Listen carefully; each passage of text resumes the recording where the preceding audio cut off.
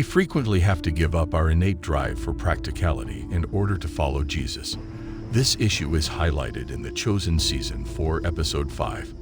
First, by a tangible example of one of Jesus' most misunderstood lessons, Matthew 5:38-42, and then by the well-known narrative of Mary and Martha, Luke 10:38-42.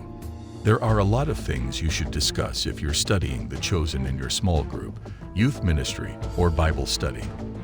The purpose of the discussion guide and these questions is to assist you and your community in delving into the original biblical texts and how they are portrayed in The Chosen Season 4. Review questions before watching The Chosen, Season 4, Episode 5. As per usual, before beginning your discussion of Episode 5, I'd want to invite you to quickly review. There has been a growing distance between Jesus and his disciples throughout Season 4. What are some instances where they disagree with each other? Upon first introducing himself to us in Episode 8 of Season 2 and Episode 1 of Season 3, Judas was Hadad's sidekick. What do we now know about Hadad's connection to Judas? What were some of the grievances Judas had with Simon Z earlier in Season 4 over the present situation?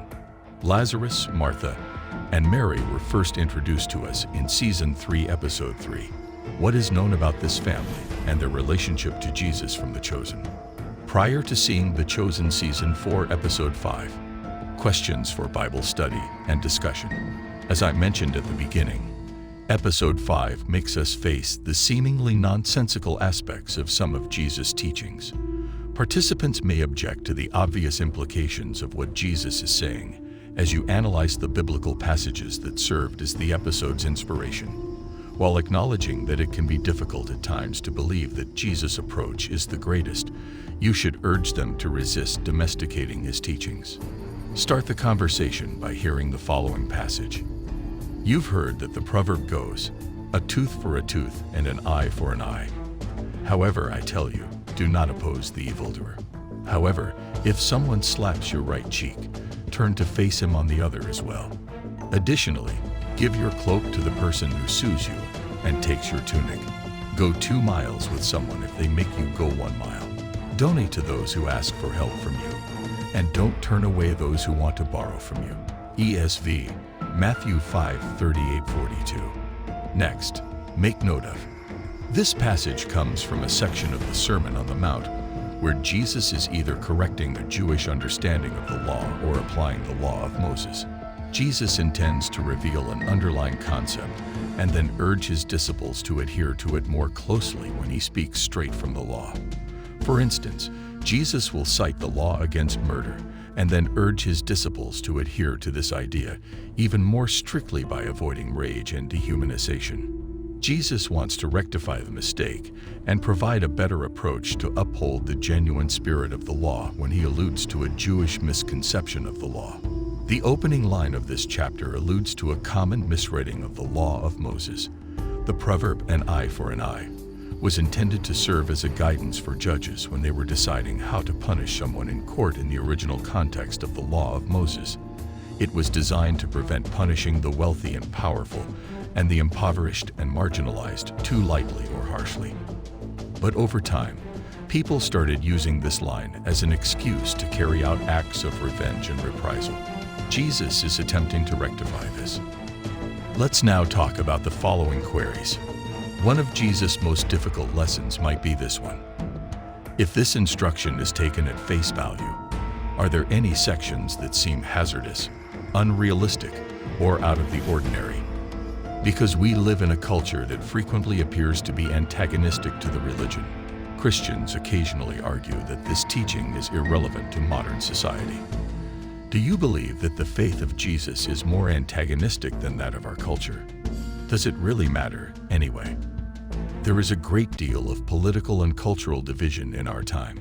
How do we put this instruction into practice while interacting with members of other political and cultural tribes? Why don't we act on this? Are there any examples of leaders who have used this teaching despite the fact that it was dangerous or impractical? This lesson also pertains to how we handle disagreement in our homes, companies, schools, and churches. Which conflicts in these areas of your life have you encountered recently? What prevents you from applying what Jesus taught in these situations? If you do, what do you think will happen? How can we address these worries and fears? Which promises and realities are we able to cling to? Following the viewing of The Chosen Season 4, Episode 5, Questions for Bible Study and Discussion. Upon viewing an episode of The Chosen, I usually pose a few fundamental questions to individuals. What about the episode stood out to you? What most resonated with you? Did you have any inquiries? Was something not clear to you? As usual, I encourage you to run with the conversation if it takes a wild turn, and don't feel constrained by the questions that come next. But if you require further organization, you can highlight. There were at least 2 instances in Episode 5 where characters had to decide between following Jesus' teachings and worrying about everyday issues. Let's start by thinking about the instances where Jesus and the disciples used the lesson we covered previously. Now query, have these scenes helped you understand the relevance of Jesus' teachings even more? Put yourself in the disciples' position. What aspect of the encounter would you have found most challenging? What impact did Jesus and his disciples' deeds have on the soldiers? Does this suggest that if we adhere to Jesus' teachings and people don't react in this way, then Jesus' teachings are ineffective? Why was Judas finding this moment so hard?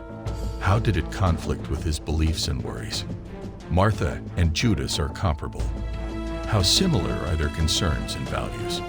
Now contrast Mary and Martha. How similar are their concerns and values? What distinguishes them from one another? How did you interpret Jesus' reply to Martha? What did he want to say? Let us now examine the sentence itself. Jesus now entered a village as they continued on their journey, and he was invited into the home of Martha. Additionally, she had a sister named Mary who listened to the Lord's lessons while sitting at his feet. However, Martha was preoccupied with a lot of serving. "Lord, do you not care that my sister has left me to serve alone?" she murmured as she approached him. "Then tell her to assist me." However, the Lord said to her, "Martha, Martha, you are worried and disturbed about a lot of things, but you need to focus on one thing. Mary will not lose her good parts, and she has selected it." ESV, Luke 10:38-42. Discuss the following queries after that. Examine how Jesus answered Martha in the chapter and how he answered in The Chosen. Why, in your opinion, did the performance go so far in elaborating on Jesus' teachings? Why is it so difficult for many people to accept Jesus' statement to Martha, especially in its original scriptural form? Is there a relationship between the responses to this passage and the responses to Jesus' teachings against taking revenge? Why are these sections difficult? More generally, what are our best options when we encounter a difficult lesson from the Gospels? Jesus discusses the distance between himself and his disciples with his mother Mary near the end of Episode 5. How does Jesus see us when we find it difficult to embrace or adhere to his teachings? Will he turn us away because we question or find his teachings difficult? I hope you find these questions useful. Please leave a comment below if you utilize these with your youth group or small group and you had a fruitful discussion. Thank you for watching the video, and may God continue to bless your discussions and studies.